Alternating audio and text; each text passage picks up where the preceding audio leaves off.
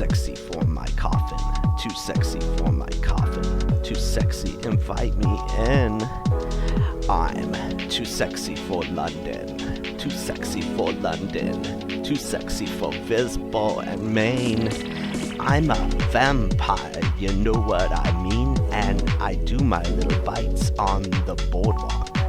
On the boardwalk, yeah, on the boardwalk.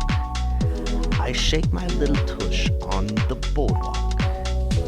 And I'm too sexy to be a bat. Too sexy to be a bat. What you think about that?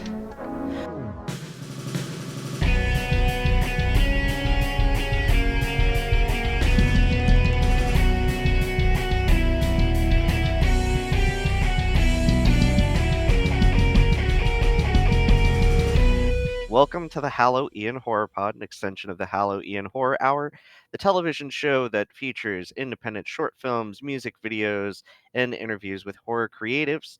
You can watch the show on Tubi, Roku, Plex, and YouTube. Tonight, we are here to get really steamy. I mean, it's super steamy in this podcast studio. I don't know why it's so steamy. Oh, it's because there's so many vampires here. It's just gotten way too sexy. This podcast has become far too sexy, just like all these vampires. And that's what we're going to talk about tonight. Have vampires become too sexy? And I am joined by a panel of amazing folks. Joining us back from their appearance on our horror romance episode that actually inspired this conversation. Ruby, how are you? And have vampires gotten too sexy? In one word. Indeed. Indeed. I like that. I like Yeah, that. the sexiness is off the charts. Can't handle it anymore.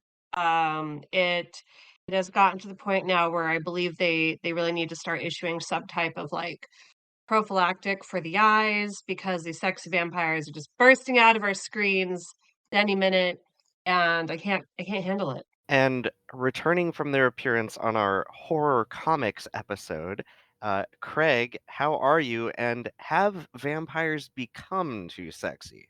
I am doing very well. Thank you for asking. And I would say they have gotten not sexy enough.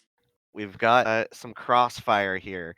This is a regular cable news show we're having this evening. It's going to be pretty exciting. And here to help me in this conversation and kind of lead us through a lot of the popular culture is romance and horror author and co host of this very podcast, Brianna Malatke. How are you? And have vampires gotten too sexy? Hey, I'm great. Thanks for having me again. And my line is similar to Craig's. Could be sexier.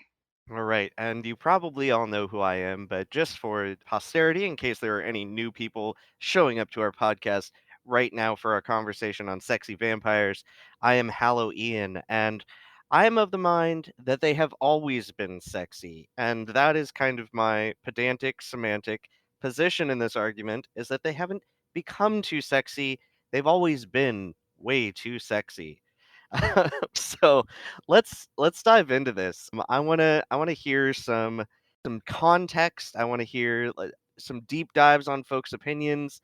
And so we have a New York Post article that was posted here on generational views on sex and sexuality. And I'm just gonna start it off with that. How do we feel about this? I'm gonna say we're all in the millennial to xennial, maybe Gen X range. And this is about Gen Z's shocking fantasies around sex. Who wants to start us off? Well, I did sort of send that link out, and I'm very curious about the idea of what is sexy, what's too sexy, and if sort of the changing paradigms for younger generations around sex and sexuality and generational mores around those issues, if that somehow impacts our sensibility as to if vampires have become too sexy. So it's more of a rhetorical question to maybe dive into. Excellent. And maybe we'll get there with a little bit more context. So yeah, I guess we should start going through these pop culture touchstones and see if there was a time that they weren't too sexy for us. We will talk about like some scary stuff. We'll talk about literature. We'll talk about which sexy vampires have worked for us and which are maybe causing this to feel a little cliche, and what are examples of terrifying vampires that we might hope pop culture aspires to in the near future. So let's start off with 1819's The Vampire, which is credited as the first of the alluring vampires. Craig, do you want to start us off talking about this? Well, sure. I that went in here so that we could kind of talk about how we originally saw these characters in our our our sort of literary canon of vampire stories. So, The Vampire by John Polidori, as you said, published in 1819, introduced this idea of the aristocratic and seductive archetype. And in that story, it's about this noble character who begins trying to, I don't want to say seduce, but I guess seduce is the right word, maybe even psychosexually interact with the character, a young man named Aubrey. So it is a little homoerotic, but it is more so in this case about sort of the psychological seduction and manipulation. Have either of you read this, Ruby or Brianna? No, I haven't. I've heard it referred to, I've heard people talk about it, but, I have not had the pleasure myself, so that's very interesting, though, that there was a sexual element from the very beginning.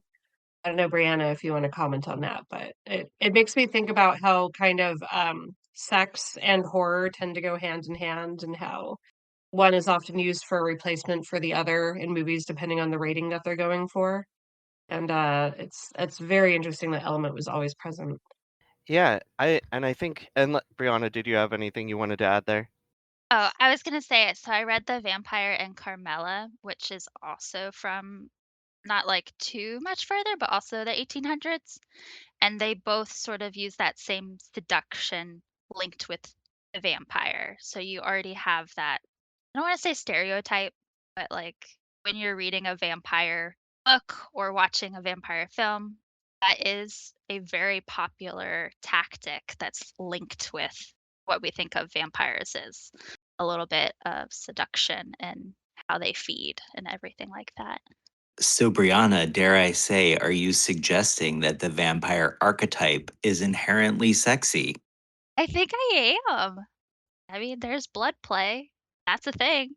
I think there's also something Sure. interesting to be called out about these first two stories also being homoerotic in a sense. Carmela is a lesbian story, The Vampire is a gay story, and that also shows up a lot. So that might be something we dive into a little bit more, but having them both be sexual and both be LGBTQIA plus stories or queer horror stories right off the bat is also very interesting. Is there anything else we want to say about Carmela?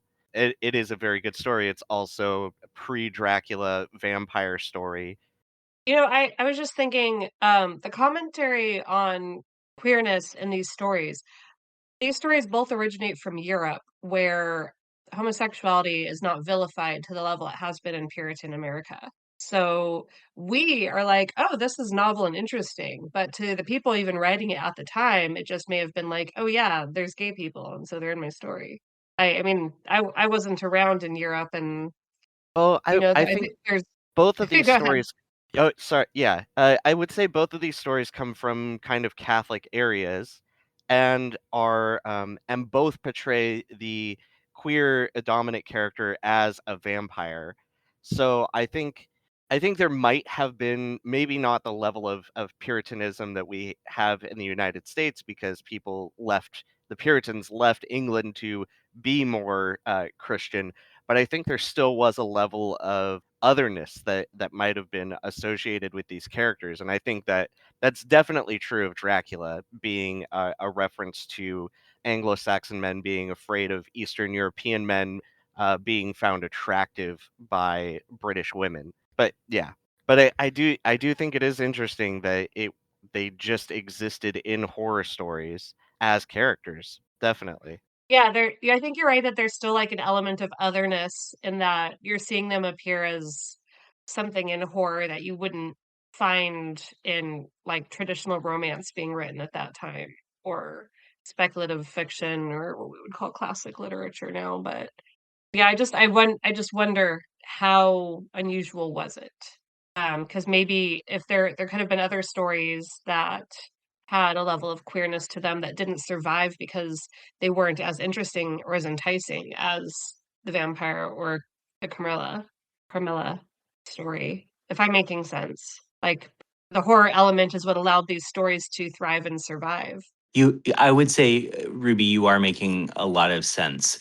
I'll just throw in one little other anecdote, which is that from the time that the Vampire in 1819 is published to Carmilla and Dracula, even into the Blood of the Vampire, we're getting now into late stage Victorianism, which is decidedly more homophobic. And so maybe those earlier stories are rooted in the idea that this is normalized. And then as we get into the late 19th century, early 20th century, the stories become much more veiled as a way to express that without being thrown in jail. Oh, yeah, and also maybe it was taken as something where the association then later Victorian society was more vilifying queerness because they're like, well, obviously they're evil because vampires, you know. You know what I mean? By association, they were allowing that queer representation to continue on because it was something they could be like, well, this is bad and it's associated with evil people, rather than this is something that existed that happened to be included in a story with that had horror elements. Yeah, I think that by the time Dracula was written and came about, society in general was going through a much more conservative era, and that's probably when there was a lot more of this whole vilification of queerness, I think, coming out in media at that time. It's also what do they say in times of war? Sorry, in times of war, anything other than the basic heteronormative experience becomes taboo, right? Because people are dying, everyone is afraid of their civilization being killed off, and so they want people to go make babies. And so it's only when societies are thriving that you tend to see more of the rebirth of acceptance of queer culture and queer people. And it's interesting how there's that overlap of it almost speaks to people in that sense, in that there's an element of is there an element of danger now? I'm not sure if I have my whole thought together on this, but you think about when Dracula was getting popular, the beginning of World War One was starting to ramp up, societal tensions were heightening, and so maybe something along those lines was just so much more exciting and intriguing and scary to people because there's that level of otherness to it. So maybe people were getting their thrills that way. I don't know. I do think you're onto something, and that kind of brings us back to when Brianna was mentioning taboo and things seeming much more enticing when they are restricted or othered. And maybe that is why we feel that vampires are needing to be more sexy. Maybe we're in need for more taboo right now in our lived experiences. Well, yeah, I think that segues nicely into our next story, which is probably the most readapted horror story, definitely vampire story of all time in Dracula, which has a lot of sexual coding in it. There's, many suitors. There's, like I had already mentioned, kind of the xenophobia towards Eastern European people, and yeah, there's just so many different adaptations of this. And Brianna, I know you're a huge fan of the Francis Ford Coppola film. Yeah, are there versions of Dracula that fall on the scary side that we're thinking of? And are there versions of Dracula that are sexy enough to itch those taboos that we're having? So, like you said, I'm a huge fan of the Francis Ford Coppola version, and For me, I watched that for the first time as a small child, so it was very scary. You know, there's he kind of portrays all the different forms. You know, he turns into the monstrous vampire version, the wolf-like version, a thing of rats. Like you hit all those horror elements from the book on the screen. And then watching it older, you also get a very sexy portrayal of Dracula by Gary Oldman. So but one of my favorite things about Dracula and book and the movie is Lucy and all of her suitors and how no one was like batting an eye at that. They were just like, "Yeah, okay, you have these men. They are all aware of each other. They are once she picks the one guy to be engaged to, the rest stick by her side when she gets sick." So there's that whole relationship element in the book. And then, having that when she's turned and still seeing those romantic elements, they're not immediately cut. I really enjoyed that part of it. But yeah, for me, that one hits both sexy and scary. But watching it recently, I would say it could be scarier, but that might just be a little bit of it's definitely a 90s fever dream with the editing and not a current level of film editing. Yeah, and I think the way that Stoker portrays Dracula in the novel is scarier than a lot of the cinematic adaptations we have. And I think that Bela Lugosi really kind of changed early on in Hollywood the perception of vampires as kind of these charming, handsome, if distinct and unique. I know people at the time found Bela very attractive. I think we find him more spooky looking, but that's because we associate him with Dracula. But at the time, he was a popular Hollywood actor. Ruby, are there versions of Dracula that you think are scary enough? Is Dracula the baseline for where we jump off and say they've either become too sexy or not sexy enough? It's interesting, Brianna's comment about she watched this as a small child because I didn't get to watch a lot of horror as a small child. I watched a couple movies that I wasn't supposed to, but I had open access to my dad's bookshelves, and he was a huge Stephen King fan. So I was reading Stephen King as a small child. When I should not have been, absolutely not. And so that with like watching whatever late night scary movies I could sneak down to the TV and get away with watching. My introduction to vampires was kind of always scary. And then in the 90s, when this movie and Interview with the Vampire came out, I was like, oh, they can be sexy? Like, what? Because in my mind, they were always terrifying. And I think of like original vampire in Hollywood, I think of like what's that the Nosferatu vampire, the original that Yeah. or the scary movies that are in, from the 60s and 70s with like Vincent Price and things like that, where it's always very creepy or downright terrifying, but not sexy. And so that's probably where I originally have this aversion to like, why are these monsters sexy now? Like I don't understand it. And then, when Twilight came out, I felt like that was like peak pushing vampires into the what's supposed to be sexy to someone to mass market. I mean, they were huge books, so they were sexy to a lot of people, not me.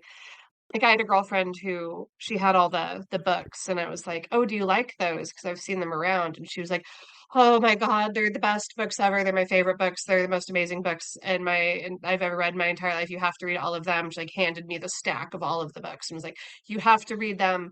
And I'm a quick reader, and back then I was a really quick reader. So I think I burnt through them in about 2 weeks or something, and then brought them back. And I was like, and she's like, "Do you love them? Are they the best ever? Are you on Team Edward or Team Jacob?" And I was like, they're okay. And she'd acted like I'd slapped her, you know. And then when the movies came out too, I was just like, this is absurd. These things are not terrifying anymore. There's no element of fear here. The fact that Bella is supposed to be sometimes afraid, juxtaposed, wrong word. You know what I'm trying to say. I guess against the overtly like ethereal beauty of the vampires and the sexiness just made it absurd. And when I started working on dark romance, when I started writing dark romance, and I was talking to Brianna about it, she said, "Are you going to write a vampire story?" And I was like, "Absolutely not. No, there's too many sexy vampires. It's gotten absurd. If I ever write a vampire, it'll be under a horror pen name, my horror pen name, and it will be terrifying. I want something that will make people not sleep at night, not get panties wet." So So I guess that's where I stand on. yeah, no, and that is interesting. So I'm guessing your first introduction to Dracula was then Christopher Lee and like the Hammer horror stuff because he is absolutely terrifying as Dracula. I think That's so. That rings a bell. okay. So you weren't watching the Universal Monsters movies, like you. So your first introduction would have been quite a bit more terrifying, and that's really interesting. I really appreciate that. Nosferatu is an interesting kind of an interesting thing there because there is a level of romance. It is his want and love because it is a retelling of Dracula.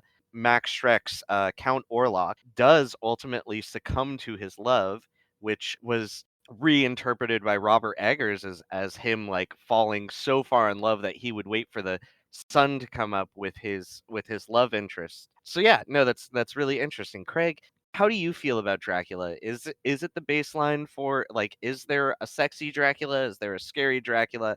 And where does it work for you? Well, as a child, that's when I was introduced to the Universal monsters. So I think my metric from childhood was always more fear-based. And, as a child, I was not thinking about sex and sexiness anyway, so that wouldn't have ever been in my mind. But by the time we're getting into not so much Christopher Lee, but like the 1979 Dracula with Frank Langella. I think was the first time that that was probably something that entered into my mind as, oh, they're really pushing this part of it, and I can see why that's working. A lot of those like 70s uh, Dracula vampire films fell into kind of a sexploitation sensationalism almost, where if they're not nude for three-quarters of the movie, does it really count as a vampire movie from that period? And a lot of them are so driven by the male gaze that it's really, and I'll say straight male gaze, so that so much of that doesn't even register for me as a gay gentleman for really being sexy. But I would say getting close would be that 1979 Frank Langella Dracula. Yeah. And I mean, this has been adapted over and over again. I think people have tried to make Dracula scary. Most recently, I would say the Last Voyage of the Demeter really tried to take a very monstrous approach with Dracula. Nosferatu, they tried to make Bill Skarsgård look absolutely terrifying, and it was some really good makeup and prosthetics. But I ultimately, even in that Robert Eggers Nosferatu, while Count Orlok was terrifying to look at, he was very largely motivated by sex. So that's also like a strange blur of the line too. Are we talking about have vampires gotten too hot? And when it comes to the Twilight stuff, I think we'll get there in just a bit, but I love having that whole background for you, Ruby, because I've never read those books. They have been on in my house while So I was bad. around. So And, bad. like, I so I took offense to them being, like there's a whole history with me not wanting to be, like, associated with Twilight at all, and the fact that Stephanie Oh, Meyer was you writing about Washington, had never visited here, my history with the, LDS Church, and her association with that, so there was just a lot of stuff that made me dislike that. Something I do find interesting is that I love Robert Pattinson and, Kristen Stewart's work in a contemporary sense. I think they've done a lot of really neat stuff as actors since then, but wow, it's amazing that they were able to overcome that. Before we dive too much deeper into sparkly vampires, let's talk about The Blood of the Vampire from 1897. I believe, Craig, you also brought this one to the table, so I would love to hear more about it because I was not familiar with this one. Yeah, I really wanted to make sure that we talked about this one because it's one of the few times where we've actually, at least in this early part of the development of the vampire lore, had a story that was told by a woman about a woman. And so it features a female mixed race psychic vampire who is learning how to control her this ability to kind of suck the life energy out of people, but not being successful at it. So she's coming out of a convent and re-entering the world, and it's sort of like this overwhelming sensation of what that would be like, elevated and amped up by this idea that she's a psychic vampire and trying to really enter a world where it's all about sensation. And so I just thought that was a really important piece to mention. And again, that does impact her sort of adjusting to this new world, impacts both men and women. So it's very much queer as well. So is I this the version of what we get with Carl Robinson in What We Do in the Shadows? This is our first like real psychic vampire. You're going to launch me out of the canon. I have not seen What We Do in the Shadows, so I know, Okay. I know. It's a So very I fun can't show. answer that question. Okay. Carl Robinson is decidedly not a sexy vampire. He is a psychic vampire, and he is an office worker that also is a troll on the internet. So just a very interesting to see the origination of the psychic vampire. Have either of you read this review, Brianna? No, but I want to. It sounds fascinating. Also, so I'm going to put it on my TBR, but also just relating it back to queer culture is that she's coming out of a convent. And, where were a lot of queer people sent when they were found out they were not going to get married and making babies? So it's almost to me like has even just reading the synopsis of it online has like that undercurrent of the relation there. Craig, would you say that's correct? Is there any like when you read the book, are there any queer undertones to it? Oh, I don't think they're undertones at all. I think it's Oh, overtones. yeah. They make no sort of qualms about her ability impacting anybody who gets close to her. But I do think that your point about coming out of a convent, which could be viewed as an incredibly queer place, historically speaking, don't come for me in the comments, please. um, but that she's leaving this place to re-enter a world in which those boundaries are sort of lowered again. It's such an interesting. I would just say it kind of adds to the complexity of the character. It's a great read. I can't recommend it enough. That sounds Excellent. awesome. Yeah, I definitely want to read it. So, next, we're going to move from literature to film, kind of a shift period in between there.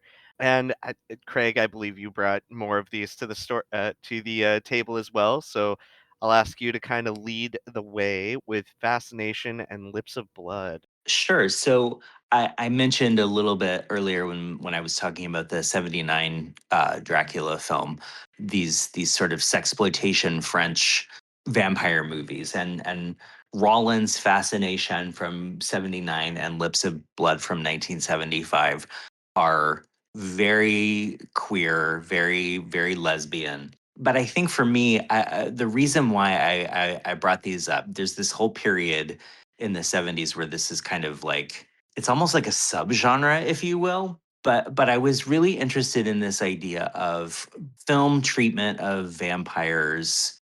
I mean, obviously we've addressed a lot of examples. So even from like the Universal monsters to the '70s to today, we see like a continued evolution of what vampires are and do and look like. But I think in the my more intentional point is that there comes a shift where with film you have to visualize the vampire in some way. In the text you're having to imagine what that looks like, or you're having to imagine the emotion or the interaction between characters.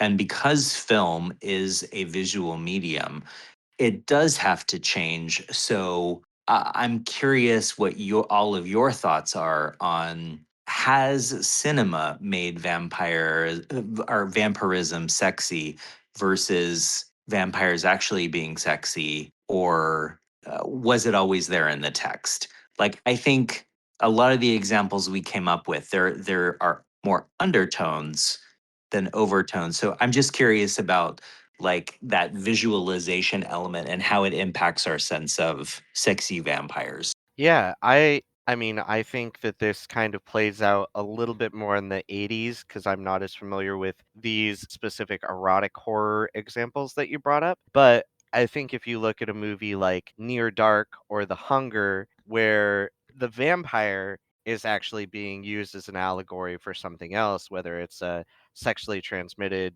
disease or something like that, fear of the other in our communities, that kind of thing. It could be a representation for communism. It could be a representation for all sorts of different things. And I think that to make those things enticing in order for a protagonist or a character to follow them so that then we can be in fear of that character's fate, that on screen we then have to make sure that those are attractive. We have to make sure that there is something that is going to be alluring about the vampirism so that we can be drawn to it, because otherwise there isn't a story. So that's my initial thought. Brianna, how about yourself? Yeah, I was just thinking, sort of like which came first, the book or the movie, in the sense of what started me with vampires.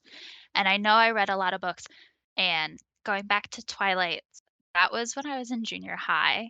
And so I was deep in Twilight, like all in midnight release for books. I didn't think they were sexy at all. I was just like, ooh, vampire books that I'm allowed to read. And then I got into actually reading Dracula again. Not necessarily like an overly inherent sexy book in descriptions, But then you get into True Blood, and that is. And that's also on the show as well. And so for me, I'm like, maybe we did by altering the media we consume the vampires in, make them really sexy. Ruby, what are your thoughts on this? Did the movies make it? The books make it? I'm starting to wonder if it's really the age at which we're exposed to things because Brianna was talking about her first introduction. I talked about it. I think it was Craig was talking about sex wasn't on his mind as a kid when he was first introduced to the idea of vampires. Romance wasn't on my mind as a kid when I first, would sneak down late at night and catch snippets of late night horror movies on TV. Those things, even sometimes when they're occurring right in front of you, like as you mentioned, there's romance even in like the old Nosferatu. That didn't like I was not aware of that as a child. Like I was just like, who's trying to get that lady? You know. So it's almost like our opinions, whether or not we think they should be sexy or it is too sexy, has gone too far, are really formed based on our first exposure. But this whole conversation is making me, I think, realize more and think more that maybe even possibly since the very beginning, vampirism was really just a stand-in for potentially taboo sex or kinks or queerness. And maybe that's always what it's been, and just as kids, we didn't know that. So, because even if it's a male vampire and a female victim, just the fact that he's an other, it is still a stand-in for a different type of relationship, right?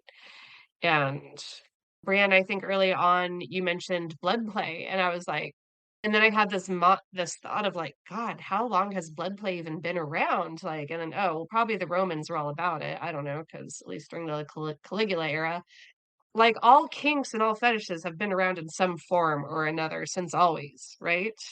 And queerness has always been around since always, right? It's just kind of what society is going through at that time is where the level of acceptability it is. So it makes me wonder if there's a direct correlation between like where we are in society functionally, how close are we to war? How close are we to famine? Or all of that, and how much interest there is in vampire films, and how sexy those films are, or literature. I'd also like to point out another cultural, contextual thing, at least within the last 30 years. Under a Democratic president, we have more vampire movies, and under Republican presidents, we have more zombie movies.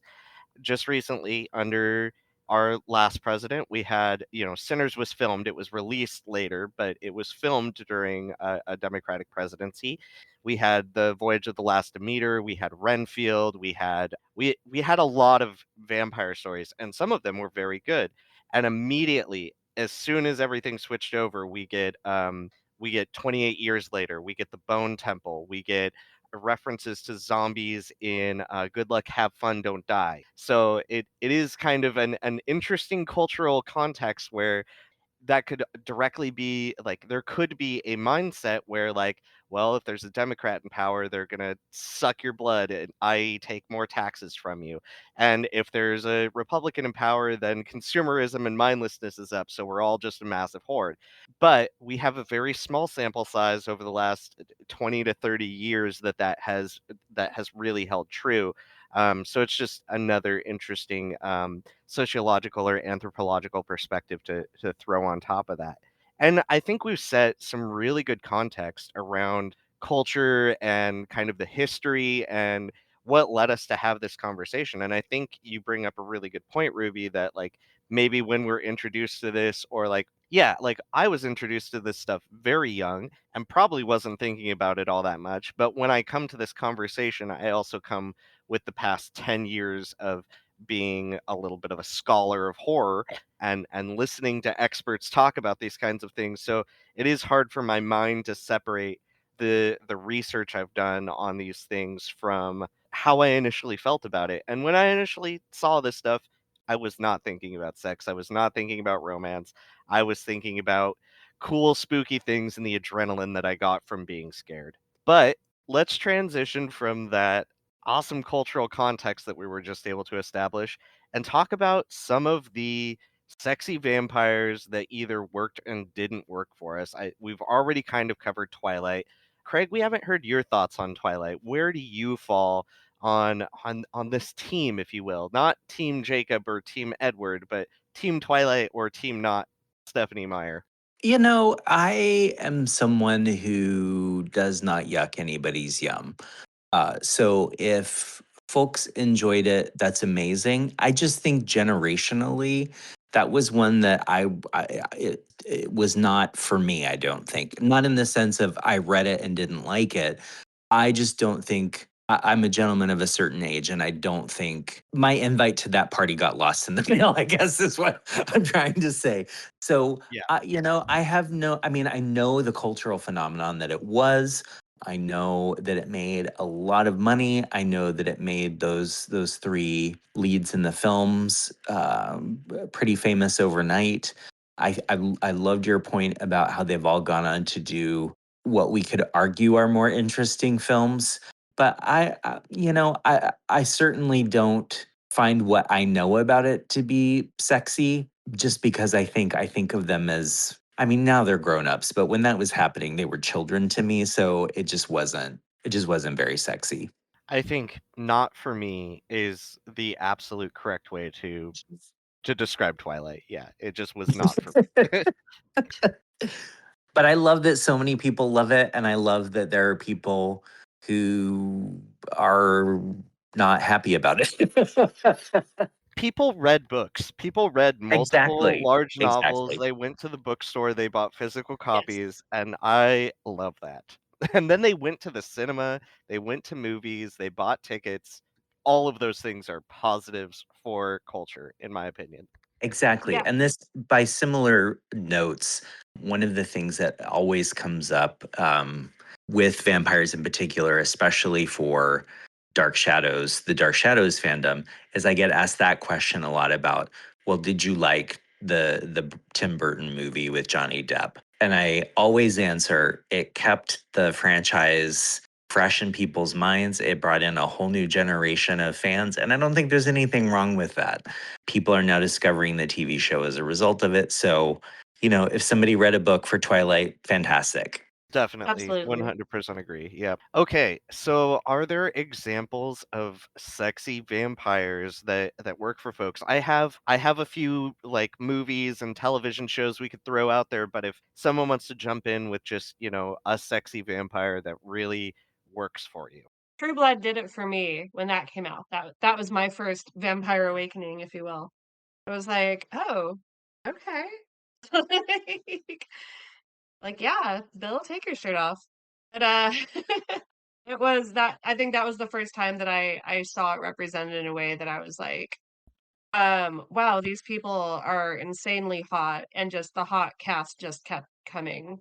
And, uh, so that kinda opened up my mind to being more accepting of the sexy side of the vampire world. Also love True Blood. Yeah. At least like the first 3 seasons. After that, it got a little too wonky from my liking, but I also love just, like, give me a ton of lore, that's totally fine. But yeah, I enjoyed that series. What about you, Brianna? I literally unmuted to say Eric Northman from True Blood. So, yeah, I'm glad everybody so far has voiced that they enjoy True Blood. I really like the, in my head, balance of very hot portrayals of vampire with everyday looking people as vampires. So, for me, being exposed to that a little bit too early, I read the books and saw the movie a little bit before high school. And it was definitely an eye opener.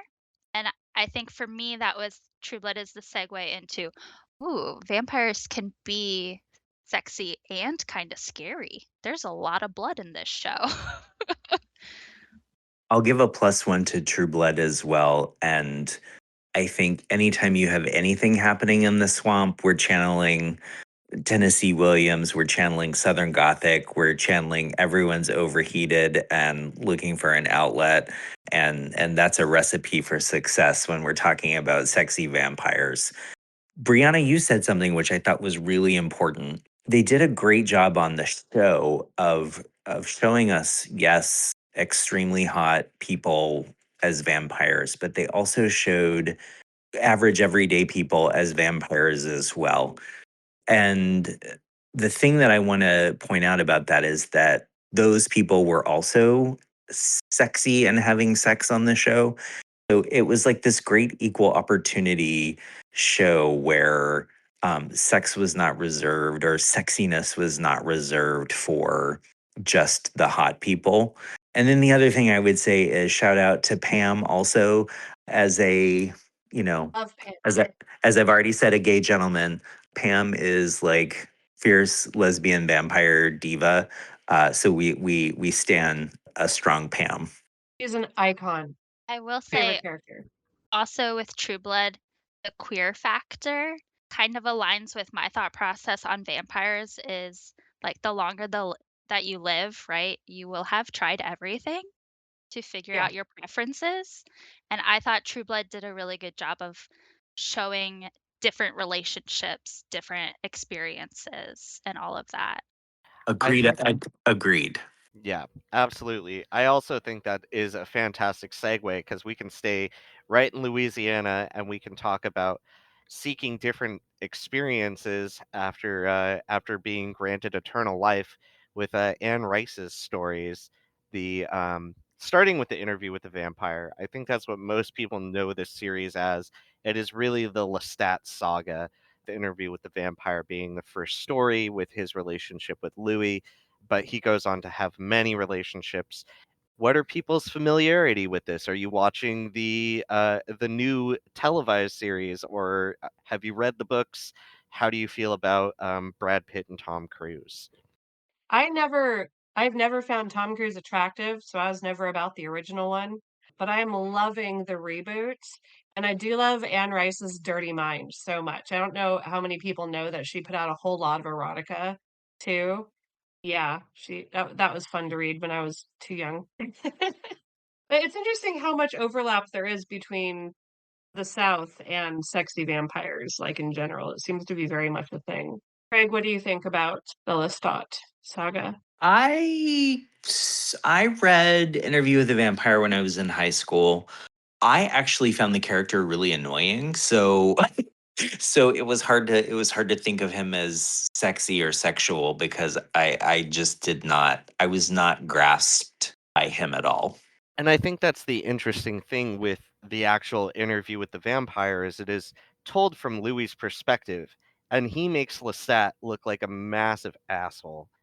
But Yes. if you continue the story into Lestat and Queen of the Damned, and it's actually told from Lestat's perspective, he's still like pompous and arrogant, but he is a much more likable character. And as those stories go on, right up until I think it's the fifth book where he like body swaps with somebody, and that's where I stopped. But I had read all of Stephen King, and I was like, I cannot read another white man's story right now. So I started reading Anne Rice, and I made it through the first 5 books. I think that was about 5 years ago.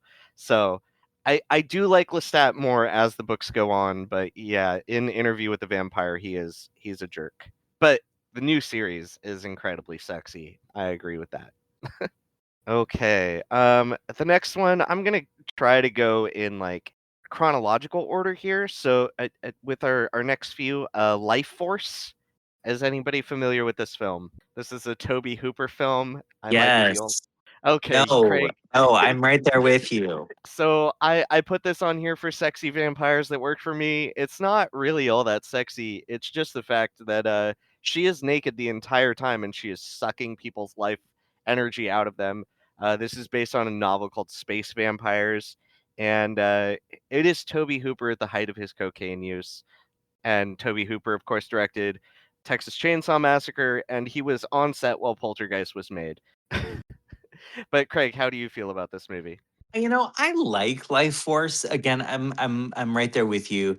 I don't find it sexy unless we're supposed to think making a young woman walk around in a movie led by men, walk around naked in a movie created and led by men is sexy. And I'm sure there are for certain people an attraction to that, but it's very male gaze oriented, and I Yeah. don't find that sexy. I find it disturbing. So the movie is still good. It's just there are other parts of it that are troubling. Absolutely. Any sexuality in this movie is just male gaze, heteronormative BS, and it is a 70s movie where everyone was on drugs, so there are a lot of issues with it, but it is an absurd movie and an interesting take on vampire. Well, I Um, want to add to Craig's point. It's always fascinating to me how many times a woman is portrayed, especially in horror, as being both sexy and evil, and people rush to call it female empowerment or Yes. feminist. oh Yes. yeah, excellent call out. It always cracks me up, and it's sometimes the movie is still enjoyable as long as you understand what lens you're viewing it through, but then when I see people being like, the most, "Oh, it's feminist horror," and it's like, "No, it's not." And in the reverse, if it's a man, we have to have articles written about what kind of prosthetic he wore, or we talk about how shameful it is that he would be nude in a movie. So it's such a double standard, which I, again, not to bring it back to True Blood, but I mean, it was an equal opportunity nude actor show. Mhm. Excellent. All excellent points. Well, then we'll jump to the 80s, and the Lost Boys is on here as far as sexy vampires. How are we feeling about the Lost Boys and sexy vampires? I didn't see The Lost Boys until within the last 10 years or something like that, and it was one of those movies where everybody was like, "You haven't seen The Lost Boys?" And so finally I took the time to sit down and watch it one night because you can people can only say that to you so many times. And I think that from the viewpoint of, like, 80s grunge, like, the grittiness kind of, like, yeah, I saw the way some people probably saw that movie, and it awakened something within them. And I wasn't too about it, but, it's again, kind of like, what Craig was saying about Twilight, like, I'm not gonna yuck on someone else's yum, that inspired someone into the horror genre or their love for vampires, then yay. I know many people love that movie though. I was 14 when this movie came out and I saw it in theaters, and I think I probably was one of those. It was an awakening people. And so, yeah, I mean, I think it's definitely a product of its time. They're all kind of dirty. They've all got their like goth 80s hair. There are, even though they're all fighting over, oh God, Jamie Gertz. There we go. Even though they're all fighting over Jamie Gertz, there's still like these deep homoerotic undertones.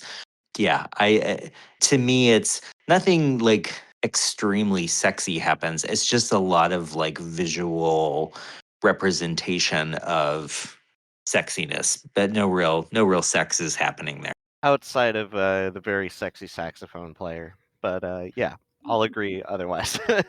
Impregnating the universe since 1987. Okay, and then I'm gonna lump the last three I had here. Actually, no, I'm gonna throw it all to you again. Are there any other sexy vampires in film and television?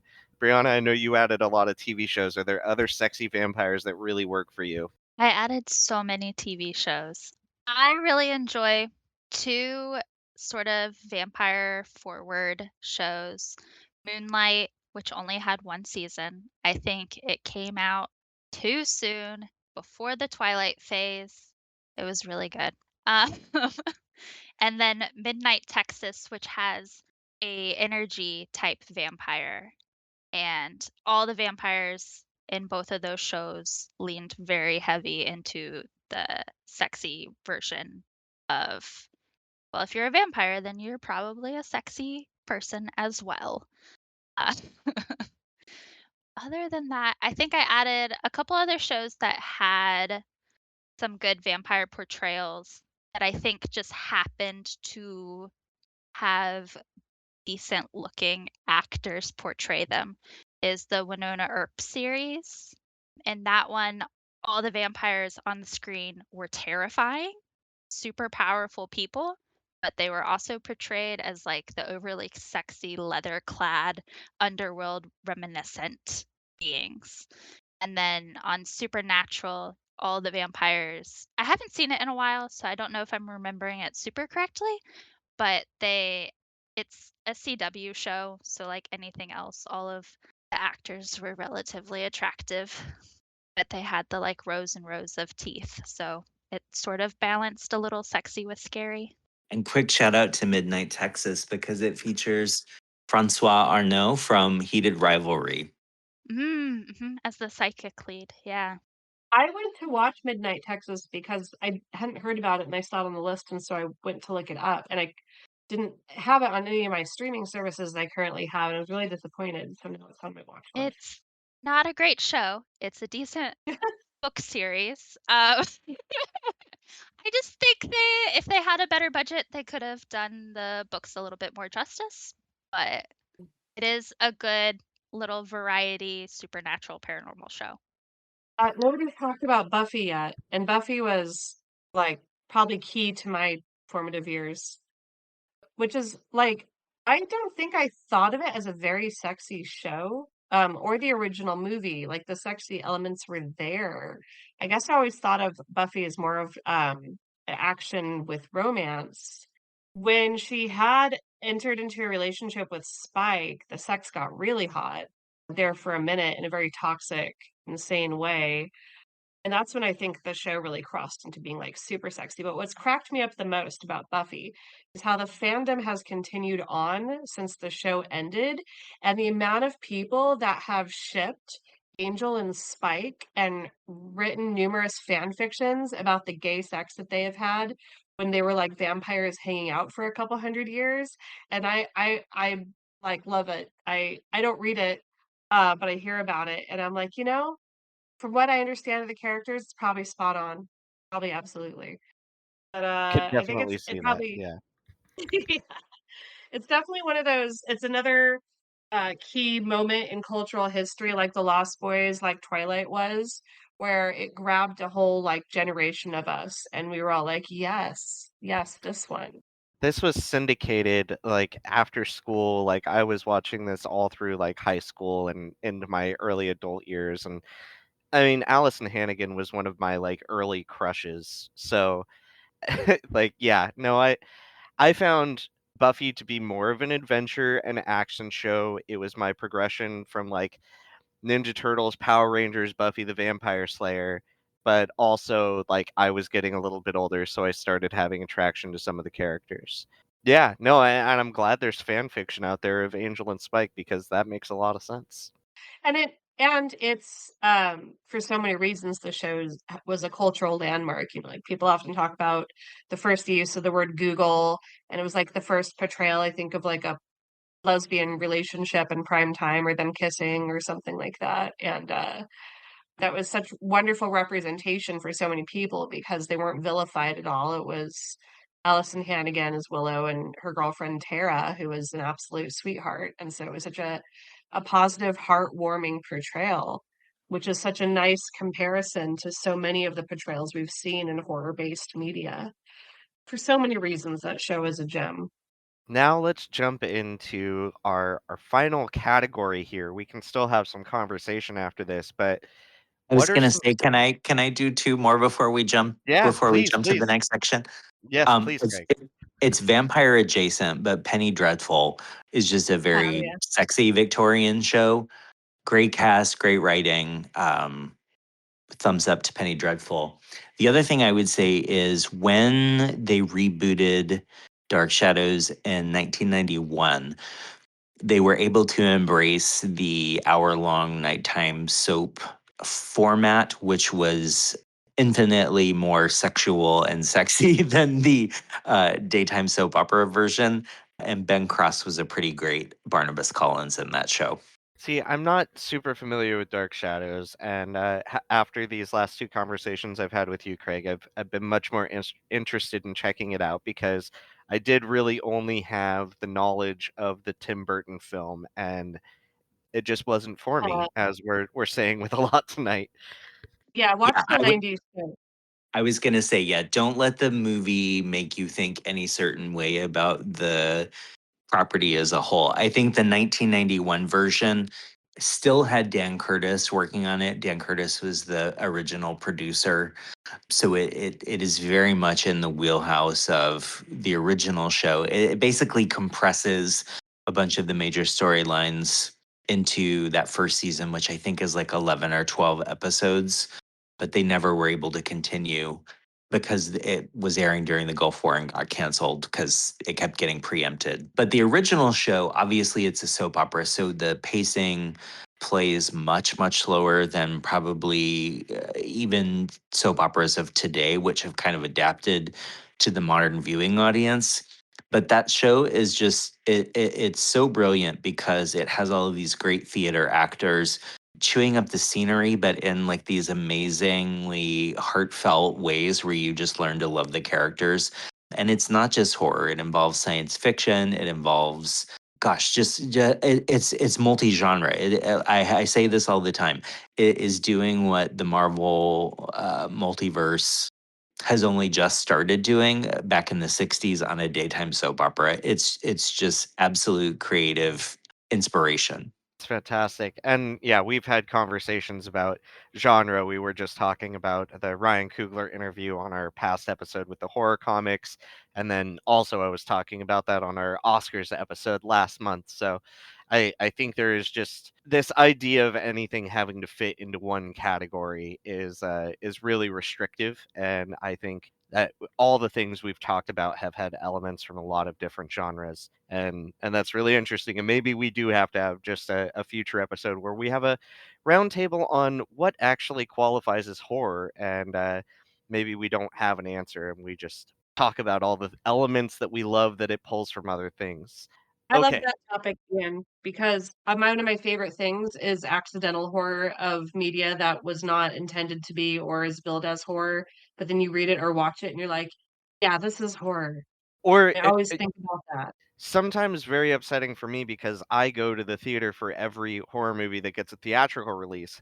And if something is billed as horror and I get there and it's not a horror movie, then I feel like I've been lied to. Even if the movie was Also a good, problem. I can have an issue with it. So all right, so let's dive into the truly horrific. What are the scary vampires that really do it for us? And Ruby, since you instigated this conversation with your comment about vampires being too sexy on the romance and horror episode, I would like you to start. What are some spooky vampires that really work for you? Gosh, I mean, there were so many of them. The Nosferatu ones, I think, to me, the scariness was a greater presence than the romance. The Salem's Lot vampires, because I read that book when I was young, like stood out as actually being pretty terrifying. Let the Right One In, I think, is an excellent movie because it has sexual elements, but it makes them horrific because it's exploring like yeah, but there's people, actually, like, pedophiles trying to take advantage of kids, but the kid is a vampire, and she's turning it around by then owning these people. It also turned the whole thing on its head of, her getting a little boy to fall in love with her and then become her slave or servant as he grew old until it seemed like there was a creepy old man hanging out with this kid when in reality he'd been there since he was a little boy. And so that was one that really, like, stuck with me. And then the book that that movie's based on is even more horrific in many ways. You know, there's I love, too, What We Do in the Shadows, while it's a comedy, I think it focuses more on having horrific vampire backstory than sexy vampires. I love that, everybody's, like, banging on that show too, like, normal bodies, normal looking people, you're a vampire, you still, like, have what you have, you didn't suddenly get super hot and get a six-pack abs or whatever else, but then they bring in, you know, like, the very old vampires who are just turning to dust, Mm-hmm. like, completely disabled, I love and that the joke of that show is that like you say you if you had all the time in the world you'd learn how to play the violin, but no the fuck you wouldn't. no, you wouldn't. No, you wouldn't. And, I don't know, maybe some people would. The thing about that show is too, is some of the stuff that's played for laughs, you walk away and then you're thinking about it later and you're like, "Actually, that's really horrific." Like, if you thought if that was a real thing. And 'cause much of the, I think, best humor is often born from something horrific or something traumatic, right? When you can turn around and make it into a joke and we laugh to express our discomfort with it. And so I think it's just when you start thinking about things to another level, you really start to realize the horror or implied horror behind them. And that's where, for me, I think the scariest part is. But then also the jump scares get me all the time. I watched a movie called The Cursed or Cursed recently, and it was full of random gore and jump scares, and I kind of low key loved it for that reason. I don't think it was like the greatest movie ever. And it was also the vampires were, it was not traditional vampires. They were all very incredibly creepy and scary. And so I think there's plenty of options out there, but I feel like there just needs to be more. We need to have a movie where there is no love, where nobody has a six pack, where it's just these terrifying creatures in all their supernatural glory, you know, trying to feed on people. And Sinners almost touched on that. I think almost kind of got there, except for, you know, the main cast was so freaking hot that it still got was sexy anyways. Lots of sexiness in that movie, but it didn't come from the vampires being like supernaturally sexy. So I thought that was a nice kind of turn of events from the usual. And I could just keep going on about this forever. So I'm gonna give somebody else a chance to talk. Craig, what do you think? Well, I think that I have already covered all of my examples, so I have nothing to add here. Brianna, do you have any spooky vampires you want to say really work for you before I go off on kind of my tangent? Yeah, and I am assuming then that you're the one that added Renfield on here, which I thoroughly enjoyed because I love horror comedy silliness, and I'm also anything with Nicolas Cage. And I really liked his portrayal because of the transformation during the film. But Yeah, nothing that hasn't already been said. It seems like Ruby and I have some similar thoughts on the scary ones, so Yeah, and I wanted to call out some others. Martin is a good vampire movie that is not focused on an attractive person. That's a Romero movie. Voyage of the Last Demeter, Renfield, both have kind of more monstrous portrayals of Dracula, and we've kind of talked about that a little bit.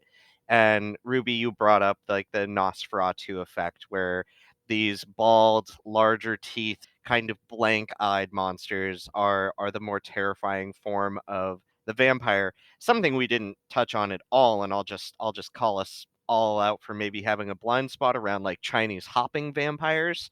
Um, and that's a blind spot for me. So I'm assuming since it didn't get on the list, it's just something that not a lot of us are familiar with, or vampires from other cultures. We are talking about a very European perspective here. 100%. I yeah, I think the most hideous vampire is the vampire from Stephen King's Night Flyer because he has one giant tooth. He's not able to turn into a bat, so he has his own little private plane and he flies around and commits these murders. But I think the quintessential scary vampire is Barlow. I think it's Salem's Lot is the most terrifying vampire story, and I think it has all of the elements. It has this town that is afraid of outsiders moving in. It has the coded queer couple of the vampire and his minion. It has the character we're supposed to identify with in Ben Mears having this relationship and then having that relationship taken away from him by these outsiders. It has all of that. And to top it off, in the Toby Hooper adaptation of it, we have a blue, bald, terrifying, large teeth monster that is perpetuating all of this.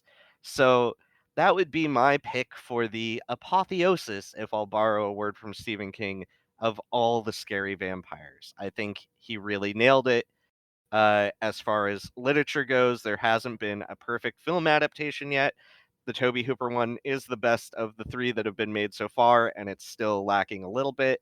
And there are probably comics or other cultural touchstones that we are overlooking, but from our perspective, I am going to pitch Salem's Lot and Barlow as the most terrifying of all the vampires. I want to add to what you said, Ian, is that if we were to consider other cultures vampires, there would have to be a whole other episode, podcast episode, just for discussion on that, possibly multiple. And there are some amazing, terrifying things out there, like the Philippine, I think it's called a Manananggal or something like that. I'm probably not saying it correctly, but it's a vampire that detaches at the waist and comes flying at you with its organs hanging out of its body. That's amazing. Yep. I feel like other cultures just really took it and ran with the scary, whereas white people were like, "Sexy, we need to make them hot." And other people were like, "No, they're supposed to kill you. They're terrifying. It's terrifying." All right. Does anyone have any final thoughts, any thesis? Have we come to any new understandings around vampires and sexiness? Are they too sexy?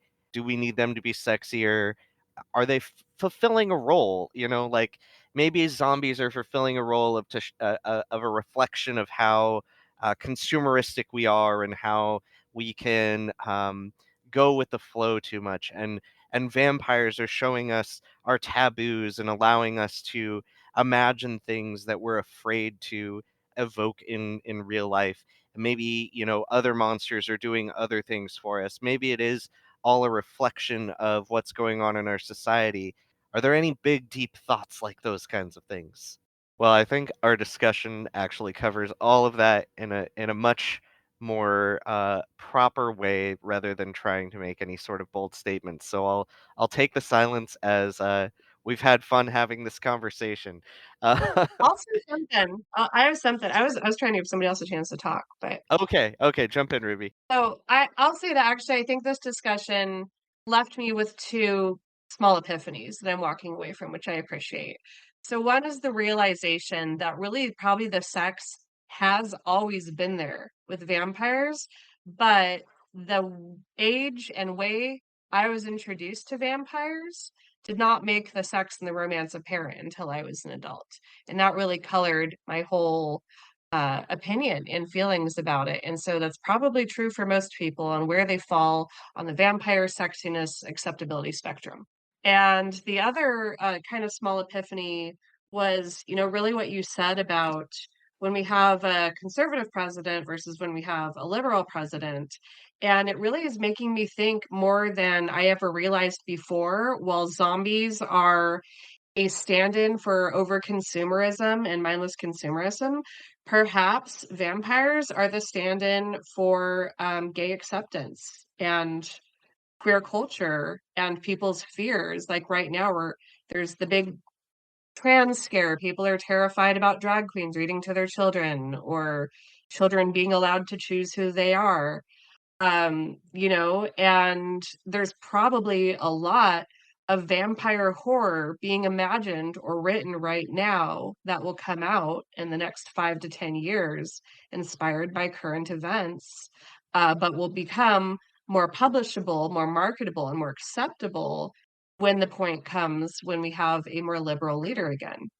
I think my epiphany is realizing how heterosexually male so much of our vampire lore is. And I originally started this conversation from the perspective of vampires could still be sexier.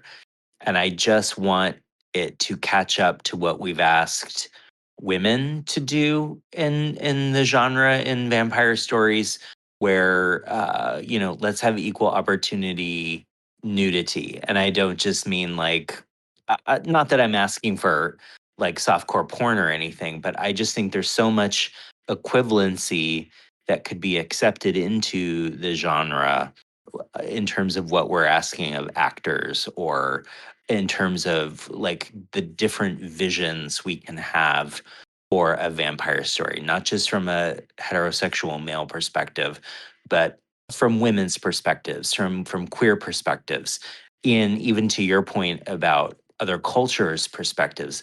All of those are important ways for us to kind of decenter the one perspective that most heavily dominates when we think about vampires. So that's one of my takeaways is um, just to keep seeking out those alternative presentations of vampirism. I support that. Brianna, do you have any final thoughts? I was just thinking about how I need to watch vampire content that's before 1992. Sure do. I feel like I'm missing out on a lot, so That's similar with my final thoughts is that I consume so much horror media, and there's still so many things that were recommended here that I haven't seen. I tend to gravitate towards things where like the horror hipsters are directing me, and I have seen a lot of unseen things, but there's so much television that I have not interfaced with. There's a lot of literature that I haven't interfaced with. And Craig, every time you're on, I add many things to my to be read list. So I hope you continue coming on as a guest so that I can continue growing that. And with that, I would like you all to invite people to tell the folks where to find you. Ruby, where can folks find you and your work? I'm not yet published. I'm working on a dark romance trilogy at the moment that I hope to release later this year. You can find me online at Ruby Rains Writes and on various social media outlets, and hopefully more coming soon. Craig, where can the people find you? You can find me on Instagram at Headshake, and I am online via my website, which is hspcomix.com. The long version is Headless Shakespeare Press, and it's hspcomics.com, comics with an X. And you'll probably see me around at places like Crypticon and other horror and comics related shows across the country. Fantastic. Brianna, where are you and what's coming out? This will be out in April. So, like, you've had one book already come out this year, so there'll be like three more out by then? So, if you enjoy dorky vampires, I have a paranormal romance series with book 1 came out in January, book 2 will will come out mid-April, and it's called Wicked Bite. And I will have copies of book 1 at NorwestCon if anyone is local to that, which I just realized is the beginning of April.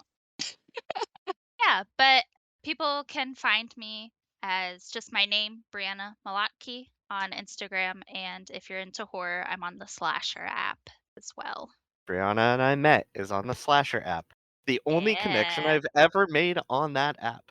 What a great connection. Perfect. It was the only one we needed to make. All right. Well, thank you for listening to the Halloween Horror Pod. This is an extension of the Halloween Horror Hour, the television show that is available on Tubi, Plex, Roku, SCC TV 28 Fridays at 8 p.m. if you're in the Seattle area and are still rocking basic cable. And you can also find us on YouTube. Make sure to rate and review the show. If you want to support the show even further, head on over to our Patreon, where you can join the Graveyard Gang. We have free levels, we have money levels, we have watch alongs, we have bonus episodes where Sam and I talk about every single treehouse of horror, and where George and I are going to start reading The Dark Tower, I think, something like that. And so come on over and join us at whatever level. We'd love to see you there. And if you're listening to this episode when it comes out, make sure to come join us at Crypticon. We will be in the Film Festival room showing episodes, complete episodes of the Halloween Horror Hour on Saturday and Sunday at 2 p.m. So come find me there. Thank you all for listening, and we'll see you next time.